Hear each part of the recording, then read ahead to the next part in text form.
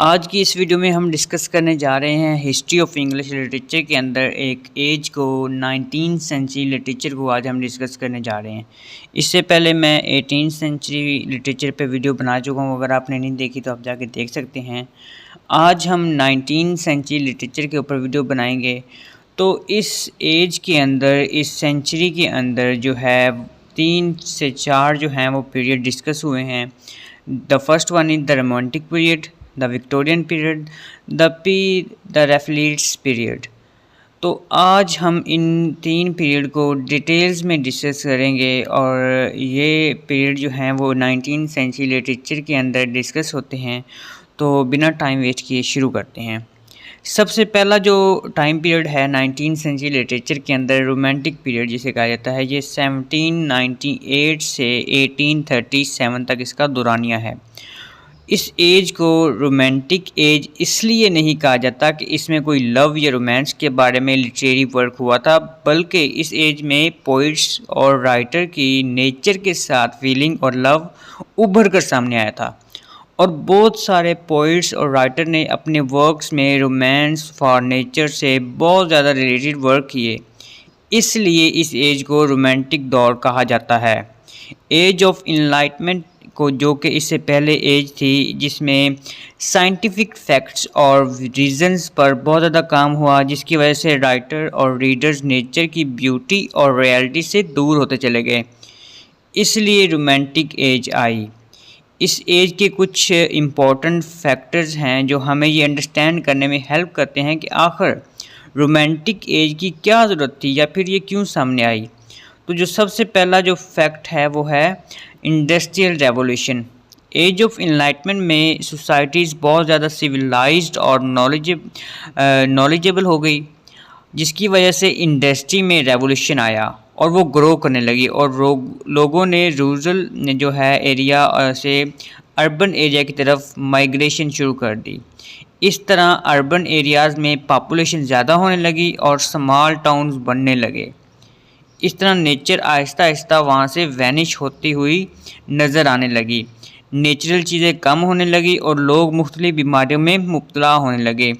उन सब सूरत हाल की वजह से राइटर्स और पोइट्स अपनी पोइट्री और वर्क में नेचर के बारे में लिखने पर मजबूर हो गए, ताकि वो अपनी राइटिंग के थ्रू लोगों में नेचर के हवाले से अवेयरनेस पैदा कर सकें। एक्चुअली रोमांटिक एज का एग्जिस्ट होना उस वक़्त की सबसे बड़ी ज़रूरत बन चुका था। उसके बाद जो सेकंड फैक्ट है वो फ्रेंच रेवोल्यूशन का है। तो ये जो रोमांटिक एज है ये फ्रेंच रेवोल्यूशन से बहुत ज़्यादा इंस्पायर्ड थी। फ्रेंच रेवोल्यूशन का सबसे अहम एम वहाँ पर यानी यूरोपियन में मोनार्क को वापस लाना था। रोमांटिक एज के मेजर पोइट्स यानी वर्ड्सवर्थ और कॉलरिज ने इस फ्रेंच रेवोल्यूशन को काफ़ी हद तक सपोर्ट किया, बिकॉज़ उनका मुझे मानना था कि हर एक इंडिविजुअल को अपने फ्रीडम हासिल होनी चाहिए। उसके अलावा अमेरिकन इंडिपेंडेंस की वजह से भी रोमांटिक एज नुमाया नज़र आने लगी। तो ये दो तीन फैक्ट थे जिसकी वजह से रोमांटिक एज की जो ज़रूरत महसूस की गई। उसके बाद अगर हम हिस्टोरिकल बैकग्राउंड देखेंगे इसका रोमांटिक एज का, तो यूरोपियन वार 18th सेंचुरी के एंड में इंग्लैंड और फ्रांस के दरमियान वार का आगाज़ हुआ और ये इनिमिटी 1815 तक जारी रही। इनफैक्ट ये एक लॉन्ग टर्म वार थी। इस हिस्टोरिकल वार के कुछ इम्पैक्ट इस पीरियड यानी रोमांटिक एज पे नज़र आए। इस वार के ख़त्म होते ही फ्रेंच रिपब्लिक में एक्सटिंक्शन हो गई और फिर नेपोलियन पावर में राइज एंड फॉल देखने को मिला और इसके साथ ही फ्रेंच रेवोल्यूशन का एंड हो गया।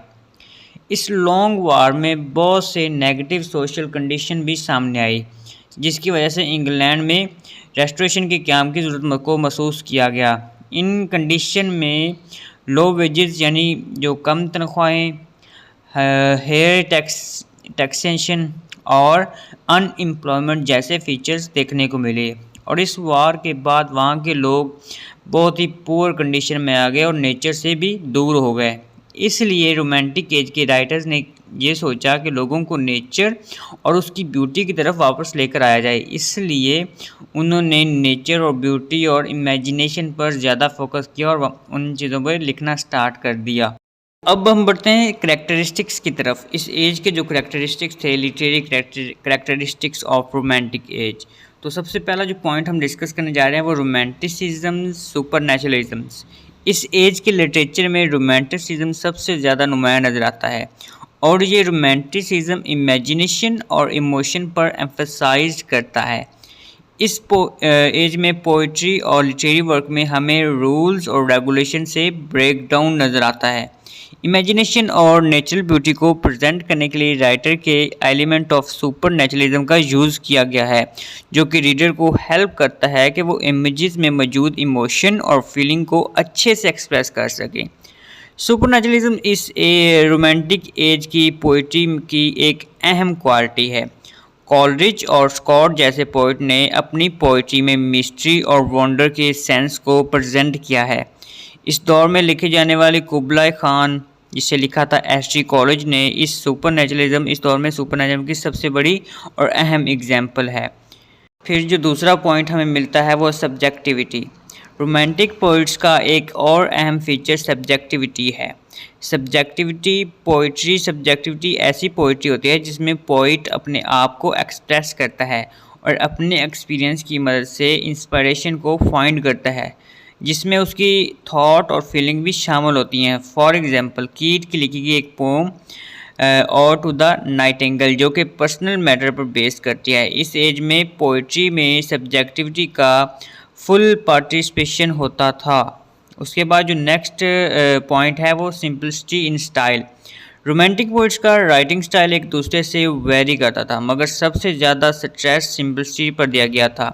जैसा कि क्लासिकल पोइट की जो पोइट्री में हमें आर्टिफिशियल और फेक मोड ऑफ एक्सप्रेशन नज़र आता था, जबकि रोमांटिक पोइट्री इसके बिल्कुल ऑपोजिट थी।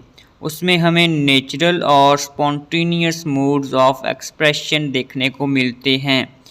इस एज के पोइट्स अपने स्टाइल में सिंपलिसिटी पर बिलीव करते हैं। उन्होंने क्लासिकल पोइट्री के मेथड्स को फॉलो करते हुए नेचुरल मेथड को फॉलो किया। उसके बाद जो नेक्स्ट पॉइंट है वो है वुमेन एज अ नॉवलिस्ट।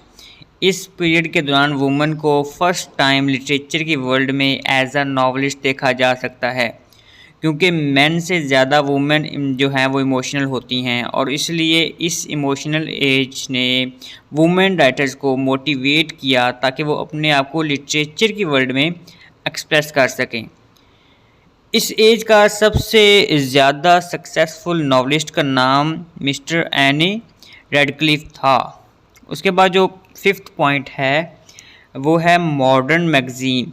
इस एज में मैगज़ीन के थ्रू लिटरेरी क्रिटिसिज्म को फ़रोग दिया जाने लगा ताकि लोगों को अपने क्रिटिसिज्म और ओपिनियंस की थॉट्स को एक्सप्रेस करने के लिए एक प्रॉपर जो है वो चैनल मिल गया था। For example, Edinburgh review, the quarterly review, Blackwood's magazine और the famous magazine of that age. तो ये थे करेक्टरिस्टिक्स ऑफ दैट एज।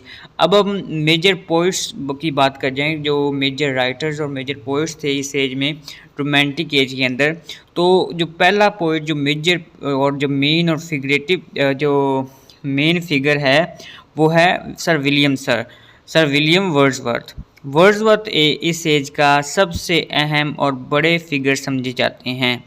इस एज को उनके वर्क की वजह से रोमांटिक एज भी कहा जाता है, इसलिए रोमांटिक राइटर में वर्ड्सवर्थ जो हैं वो टॉप पे हैं। इन्हें mostly high priest of nature भी कहा जाता है, क्योंकि उनकी पोइट्री में नेचर और मेमोरी एक इम्पॉर्टेंट रोल प्ले करते हैं। वर्ड्सवर्थ ने इस एज के एक और फेमस पोएट के साथ कोलैबोरेशन करके लिरिकल बैलेड जैसा शानदार कलेक्शन तैयार किया, जिसको 1798 में पब्लिश किया गया और इसके साथ ही रोमांटिक एज का आगाज़ हुआ। विलियम वर्ड्सवर्थ के वर्क में फॉलोइंग ज़्यादा इम्पोर्टेंट हैं: Tintern Abbey, the Prelude, ode on intimation of immortality. इस पर मैं वीडियो बना चुका हूँ, अगर आपको नहीं मिली तो मेरे चैनल पे जाके देख सकते हैं। The solitary reapers, the world is too much with us, the एक्सिक्यूशंस।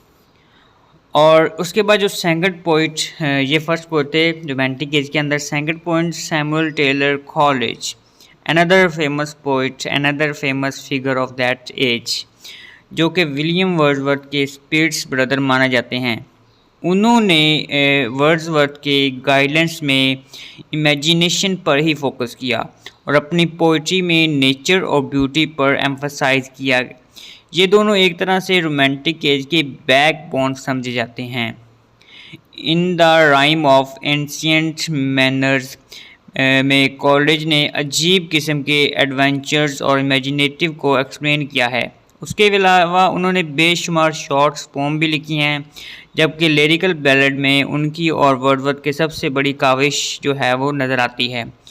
Some short poem of Coleridge और to France, youth and age, उसके बाद dejection and ode, Kubla Khan, love poems, fears in solitude, religious musing, work without hope and many more. Poems के अलावा college की कुछ important prose work में भी बहुत फेमस काम किए, जो उन्होंने जो बहुत फेमस हुए।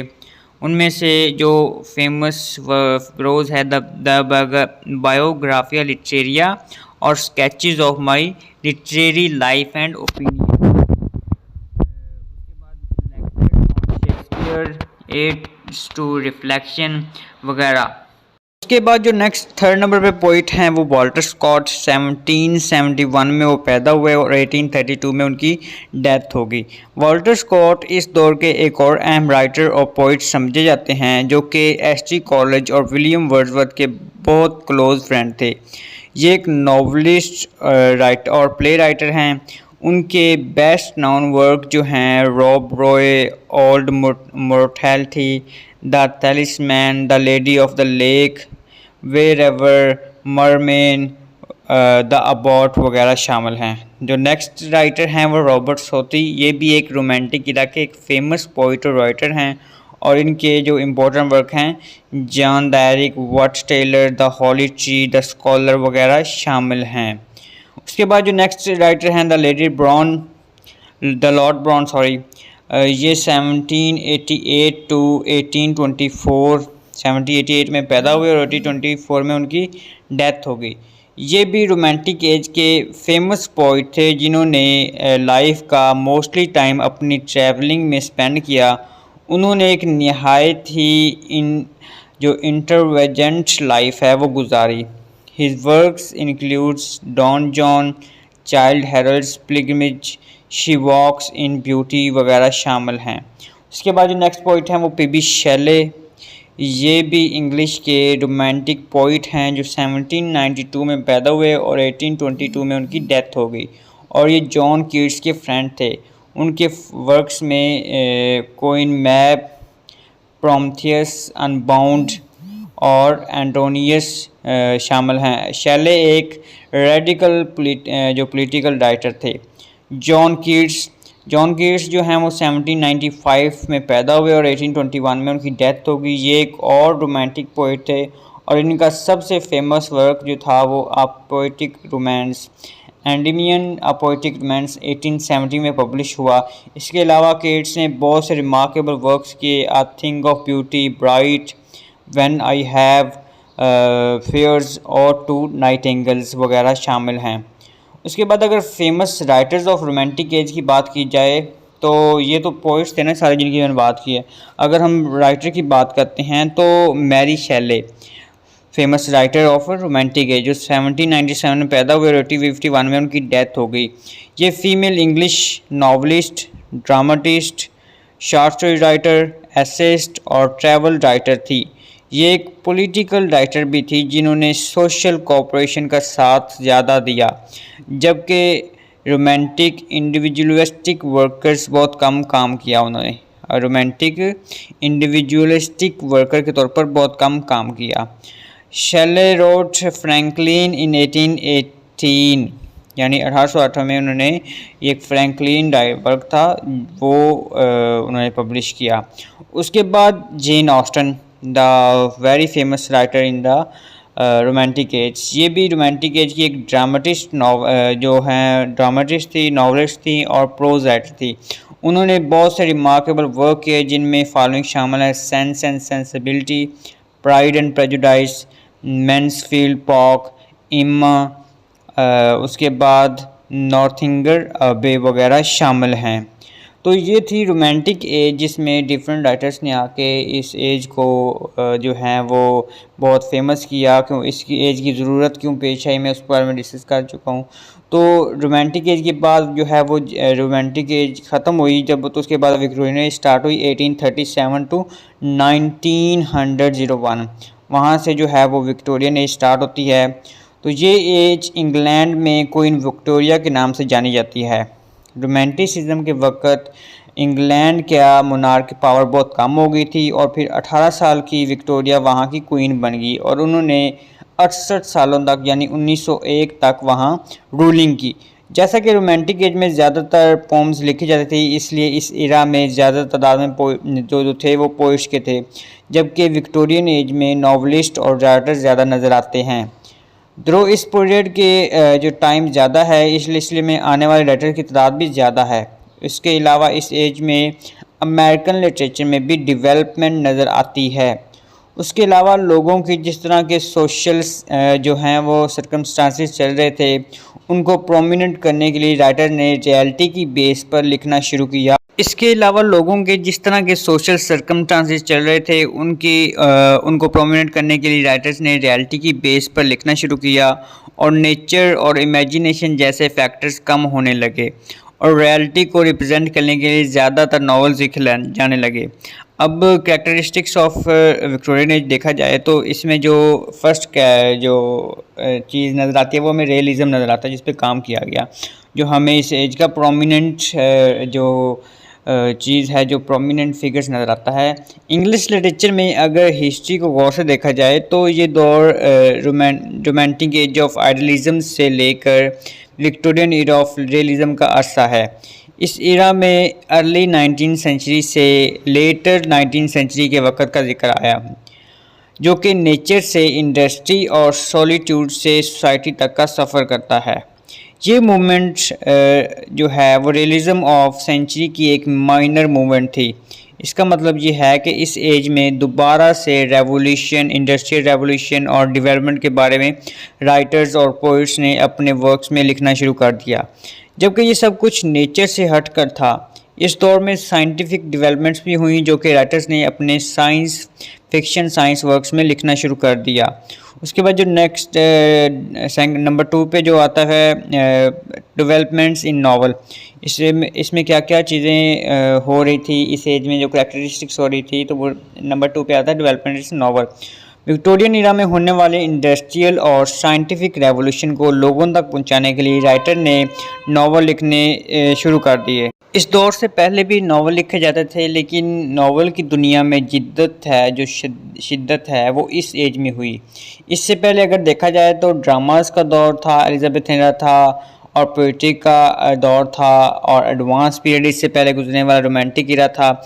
ऑथर और लिखने वाले समझते थे कि दौरे हाज़र में यानी 19th सेंचुरी में होने वाली रेवोल्यूशंस और एडवांसमेंट को नॉवेल्स के थ्रू ज़्यादा अच्छे तरीके से लोगों तक पहुंचाया जा सकता है।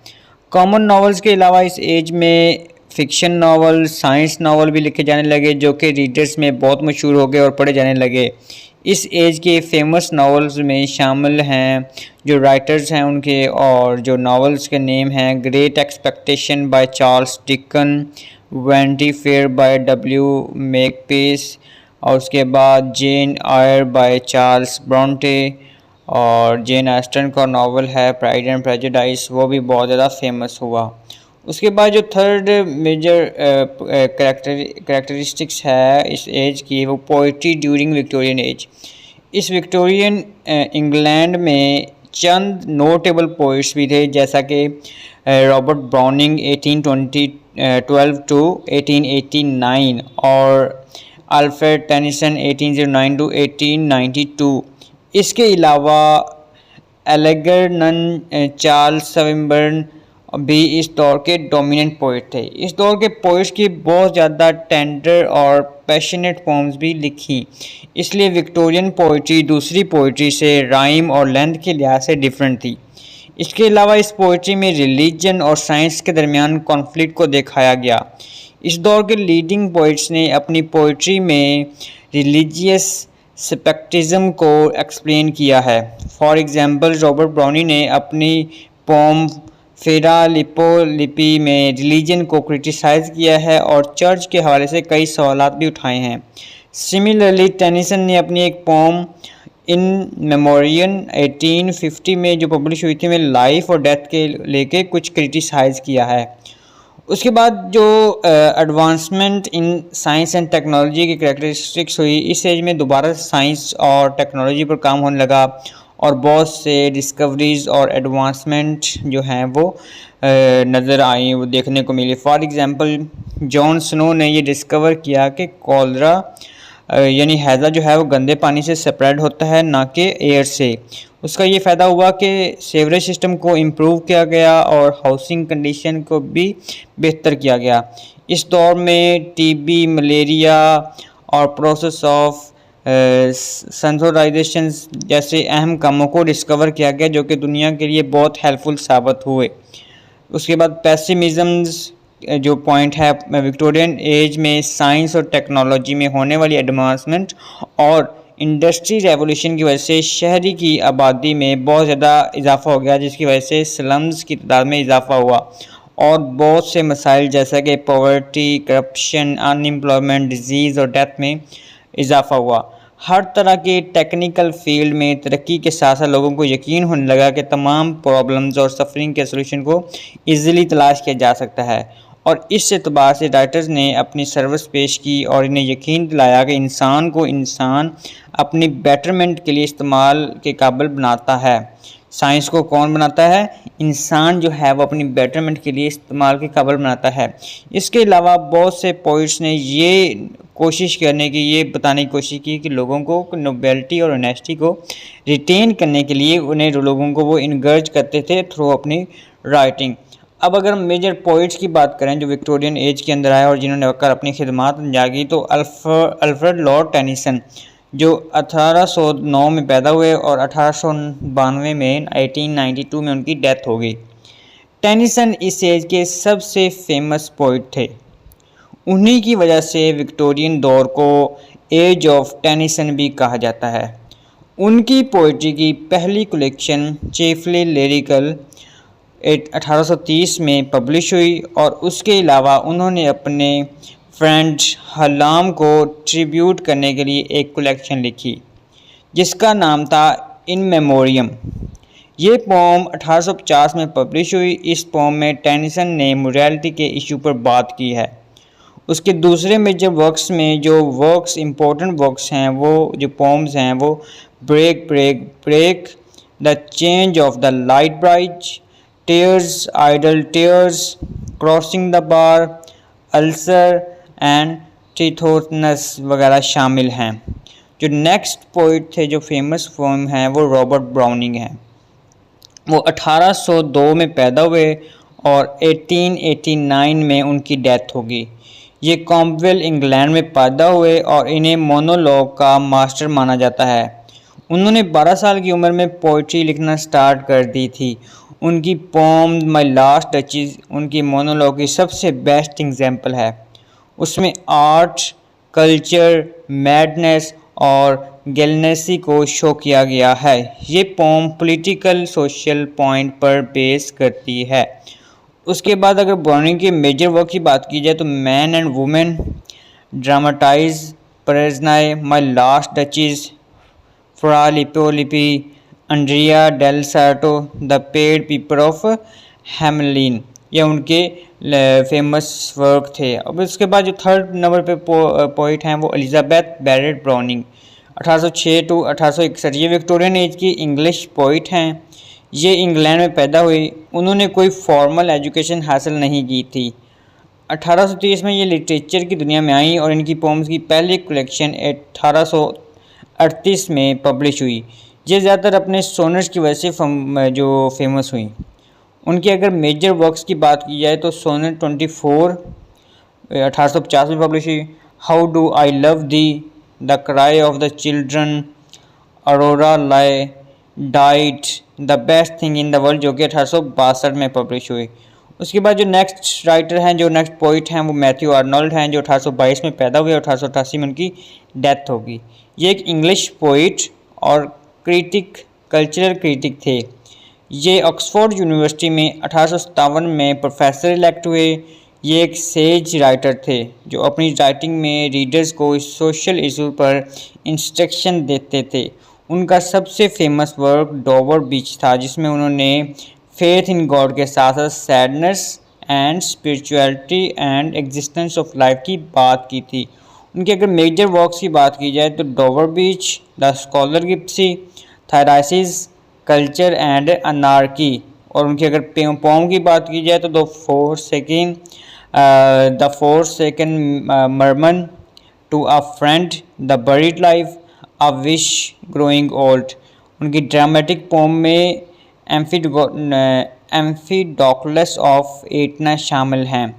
तो ये तो जो फेमस पोइट थे जो इस एज में जिन्होंने वर्क किया और मशहूर हुए और मेजर फिगर माने जाते हैं। उसके बाद अगर ऑथर एंड नॉवलिस्ट की बात की जाए विक्टोरियन एरा के अंदर, तो चार्ल्स डिकन जो हैं वो सबसे ज़्यादा फेमस राइटर समझे जाते हैं इन विक्टोरियन एरा। ये विक्टोरियन एज के मोस्ट फेमस नॉवलिस्ट थे और अभी भी ये सबसे ज़्यादा पढ़े जाने वाले नॉवलिस्ट हैं। उनका सबसे पहला नावल पिकविक पेपर्स इस वक्त आया जब वो सिर्फ 25 साल के थे और उस नावल की वजह से उन्हें ओवरनाइट कामयाबी हासिल हुई। उनके अहम वर्क्स में इंक्लूडेड हैं Oliver Twist, tale of two cities, great expectation, our mutual friend and many more. उसके बाद जो नेक्स्ट राइटर हैं जॉर्ज इलियट, ये एक लीडिंग विक्टोरियन नॉवलिस्ट थी। इसके अलावा ये एक ट्रांसलेटर, पोइटिस्ट, जर्नलिस्ट भी थी। उन्होंने रियलिज़म को डिफ़ाइन करने में हेल्प की थी। उनके अगर वर्क की बात की जाए तो the man on floss, the mill on the floss, middle March, flix halt वगैरह शामिल हैं। उसके बाद जो नेक्स्ट राइटर हैं हमारे पास वो थॉमस हार्डी हैं। ये विक्टोरियन एज के ग्रेट नॉवलिस्ट हैं जो कि अपने बेशुमार नॉवेल्स, शॉर्ट स्टोरीज़ और पोम्स की वजह से फेमस हुए और ये विक्टोरियन एज में होने वाले तमाम सोशल, रिलीजियस और पॉलिटिकल डेवलपमेंट के विटनेस रहे। इनके मेजर वर्क्स की अगर बात की जाए तो far from madding crowd, the poor man and lady, the return of native, the woodlander, a pair of blue eyes वगैरह शामिल हैं। द नेक्स्ट राइटर, जो लास्ट राइटर हमारे पास इधर हैं, William Thackeray. William Thackeray India में पैदा हुए जहां उनके फादर ईस्ट इंडियन कंपनी में काम करते थे। उनका पहला novel the luck of Barry London शामिल था। Vanity Fair, most famous novel the adventures of Philip, the rose and ring वगैरह शामिल हैं। यहाँ पे जो विक्टोरियन एज थी वो ख़त्म होगी। उसके बाद द प्री रेफ्लाइट ये एज स्टार्ट हुई। ये कोई प्रॉपर एज नहीं थी, ये एक ग्रुप था। तो हम इसका इंट्रोडक्शन देख लेते हैं। ब्रदरहुड द प्री रेफ्लाइट एक ऐसा ग्रुप था जिसमें मशहूर इंग्लिश पोइट्स, पेंटर और आर्ट क्रिटिक पाए जाते थे। ये ग्रुप 1848 में बनाया गया, जिसके फाउंडर्स में William Holman, Thomas Woolner, John Everett Millais, James Collinson वगैरह शामिल थे। इसके अलावा Dante Gabriel, William Michael, Frederic George Stephens भी इंक्लूडेड थे और ये टोटल 7 मेंबर ने मिलकर इस ब्रदरहुड के फाउंडेशन रखी और इस फाउंडेशन के प्रिंसिपल को इस एरा के दूसरे आर्टिस्ट के साथ भी शेयर किया जाता था। ओरिजिनली ये कोई लिटरेरी मूवमेंट नहीं थी बल्कि ये एक आर्टिस्टिक मूवमेंट थी। डीजे रेसोटी एक पेंटर और पोइट थे और वो पेंटिंग्स को बहुत फॉर्मल और अनरियलिस्टिक महसूस करते थे। वो इन कंटेम्प्रेरी पेंटिंग्स को इटालियन पेंटर्स की कैरेक्टरिस्टिक्स जैसा रियलिज्म, सेंसेशनस और डिवोशन के साथ रिप्लेस करना चाहता था। इस ग्रुप ने रैफाइल के टाइम से पहले वाले आर्टिस्ट से इंस्पायर होकर अपने ग्रुप का नाम द प्री रेफ्लाइट्स रखा, जो कि 14 और 15 सेंचुरी के फेमस इटालियन आर्टिस्ट थे। ये ग्रुप रॉयल एकेडमी में दी जाने वाली स्टैंडर्ड टीचिंग टेक्निक के अगेंस्ट था और इसलिए वो अपने ग्रुप को कॉन्फिडेंशियल रखना चाहते थे और जब भी किसी एग्जीबिशन वगैरह में उनकी पेंटिंग्स लेकर जाई जाती थी तो PRB के टाइटल के साथ, PRB मीन प्री रेफ्लाइट ब्रदरहुड।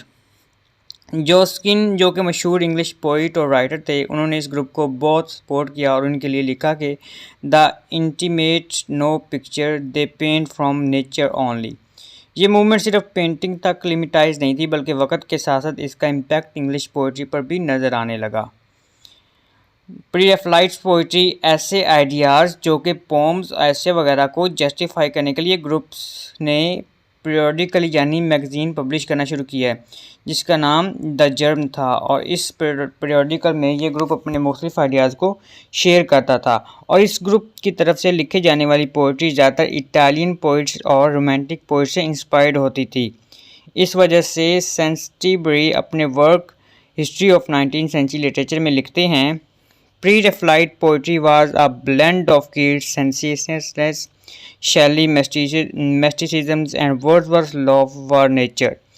कुछ दूसरे राइटर जैसा कि एसी स्विनबर्न, ऑस्टन डबसन, कॉन्वेंट्री पेम्टोर वगैरह डीजे रसूटी के इस ग्रुप और इसके आर्टिस्ट वर्क से बहुत ज़्यादा इन्फ्लुएंस थे। सोनी ये ग्रुप ज़्यादा देर तक सस्टेन ना कर सका और कुछ अरसे बाद ये ग्रुप दो हिस्सों में डिवाइड हो गया, the realistic and the medievalistic. The realist के ग्रुप को हंट और जॉन मेलेस लीड कर रहे थे, जबकि दूसरे ग्रुप यानी द मिडिवलिस्ट को इस ग्रुप के फाउंडर डीजे रसोटी और उसके फॉलोअर एडवर्ड बर्ने, जॉन और मॉरिस वगैरह रन कर रहे थे। और ये ग्रुप 1853 में आहिस्ता आहिस्ता डिज़ोल्व होना शुरू हो गया।